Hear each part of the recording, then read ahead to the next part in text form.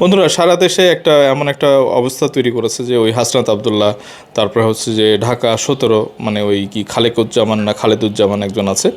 তো মানে তারেক রহমানকে হারানোর একটা চক্র, এবং জামাতের আমিরকে জেতানোর একটা চক্র, এবং নাসিরুদ্দিন পাটোয়ারি এবং হাসনাত আবদুল্লাহ, নাহিদ ইসলাম, এবং এ ধরনের কিছু মুখ আছে, তাদেরকে জিতিয়ে আসার জন্য নানান ধরনের একটা ইলেকশন ইঞ্জিনিয়ারিং হচ্ছে।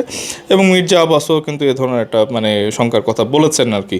তো এই ধরনের আসলে খবরের মাঝে আবার আজকে দেখতেছিলাম যে নাহিদ ইসলামের আবার দ্বৈত নাগরিকত্বের একটা ব্যাপার। তো মানে কি চাকরি করলি ভাই, তোরা কি চাকরি করলি যে ক টাকা বেতন পাইলি যে একটা বিদেশি মানে রাষ্ট্রের আবার নাগরিকত্ব হয়ে গেল? এবং তার আসলে মানে তার মানে প্রতিদ্বন্দ্বী যিনি আছেন আর কি, তার বিরুদ্ধে ভাই অভিযোগের পর অভিযোগ নাহিদ ইসলামের, যে তার প্রতিদ্বন্দ্বী দ্বৈত নাগরিকত্বের মানে মালিক আর কি। তো এখন কি হইলো তোর?